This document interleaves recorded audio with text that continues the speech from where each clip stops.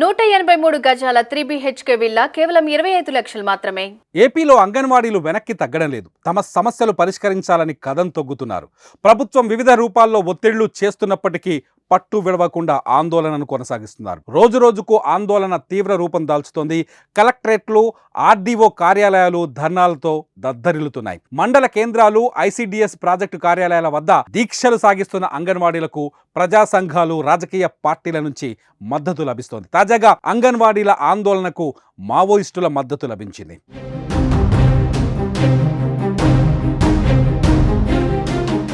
అంగన్వాడీలకు మావోలు సంపూర్ణ మద్దతు తెలుపుతున్నట్టు అల్లూరి సీతారామరాజు జిల్లా జీమాడుగులలో ఒక ప్రకటన విడుదలైంది. అంగన్వాడీల న్యాయమైన డిమాండ్లను ప్రభుత్వం వెంటనే నెరవేర్చాలని CPI Andhra Odisha border special zonal committee కార్యదర్శి గణేష్ డిమాండ్ చేశారు. అంగన్వాడీలకు వేతనాలతో పాటు అలవెన్సులు పెంచుతామని ప్రకటించిన జగన్ అధికారంలోకి వచ్చి 4.5 ఏళ్లవుతున్నా ఎందుకు అమలు చేయలేదని ప్రశ్నించారు.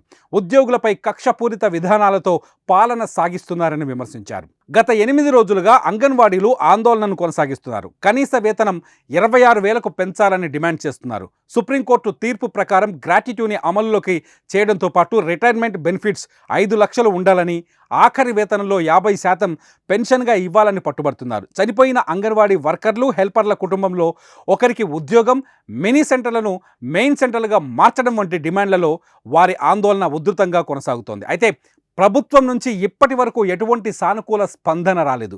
మరోవైపు సచివాలయ సిబ్బందితో అంగన్వాడీ సెంటర్లను ప్రభుత్వం తెరిపిస్తోంది.